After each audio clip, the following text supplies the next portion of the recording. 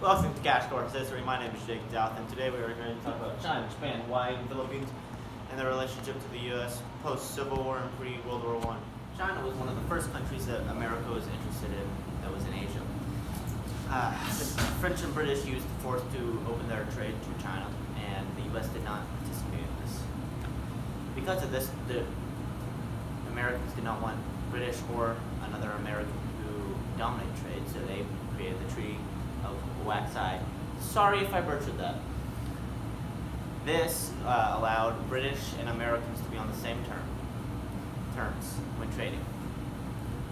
The Chinese hated this because they were racist and did not want to cooperate with America, so they tried not to resign it, which would mean it would not be in effect anymore. When China eventually started to break up, they started breaking up into spheres of influence, which means a small part would be controlled by China, British, Germany, other European countries, even though China's not European. When this happened, a American named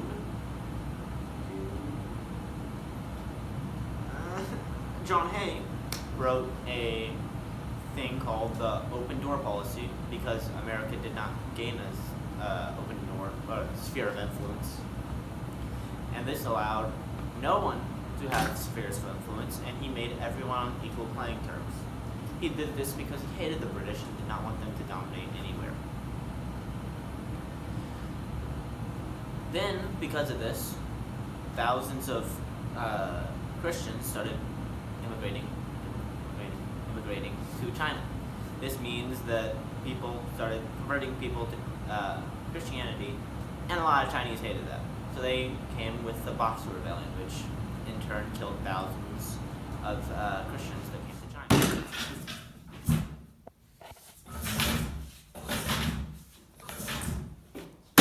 Second country on America's to-do list, Japan. Japan was a country important to America because, one, more trade, two, securing trade routes from America to China. Dutch already had trade in Japan, and America wanted it. So the U.S. sent a ship with Commodore Perry, and he wanted to bring back sailors. But he also had a note from President Fillmore, which said that Japanese had to start trading with the U.S.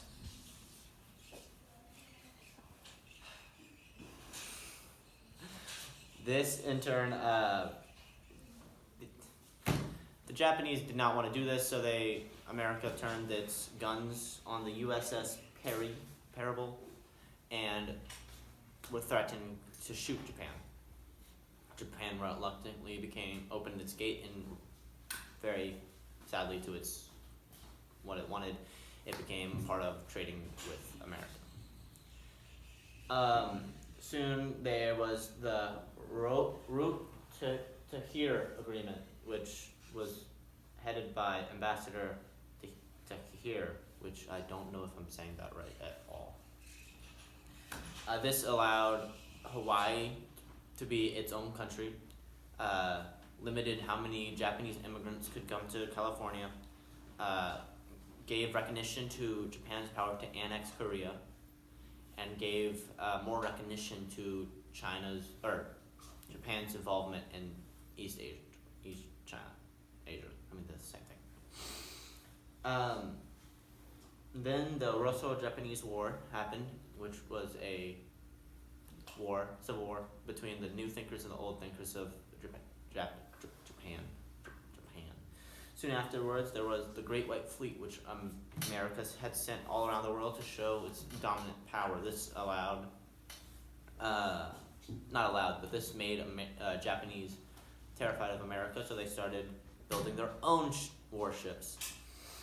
This also scared America, so they had the Washington Naval Treaties in Washington. Surprise. But this made Japanese and Americans have peace in the Pacific Ocean.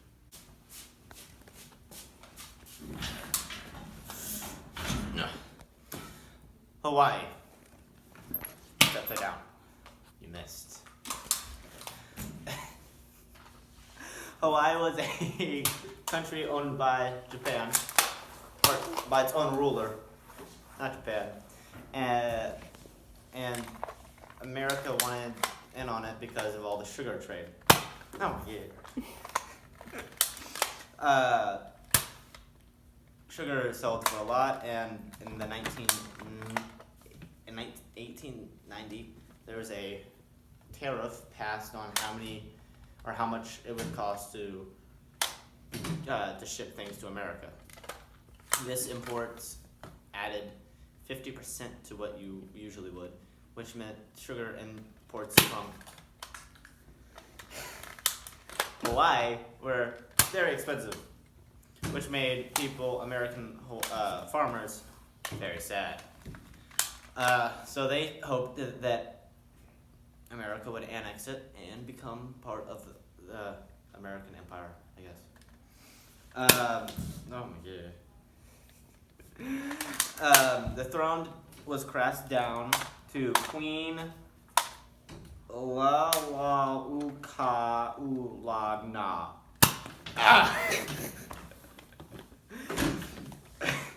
Who was against foreign influence due to the next things that would occur, which would be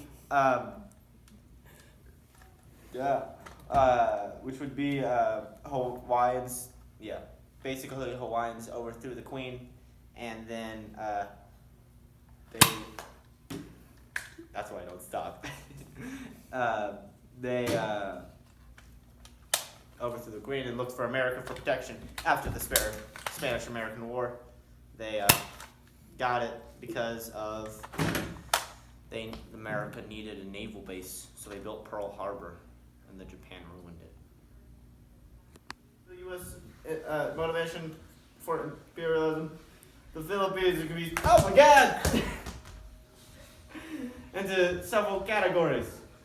The new trade and market opportunities, which America loved by every other reason, is money. The belief that Americans were more superior than every others because racism is great.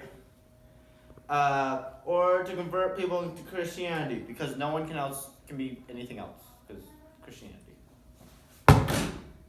When we meant you can be your free religion, we meant you can be Christian. Although not everyone supported imperialism, because, imperialism. The U.S. obtained the Philippines as a result of the Spanish-American War. And the war, it was signed giving Puerto Rico, Guam, and the Philippines to the U.S. in a certain amount of money.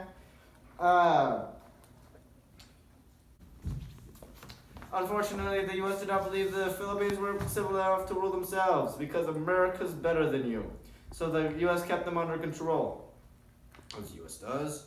Although there were positive effects such as more schools, hospitals, and railroads, and other crap, there were negative effects, including the Filipino War, an American war that broke out, because, war is great. This war left the Philippines with millions of casualties and a damaged economy.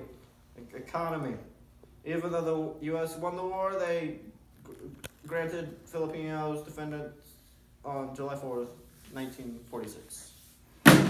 We out here!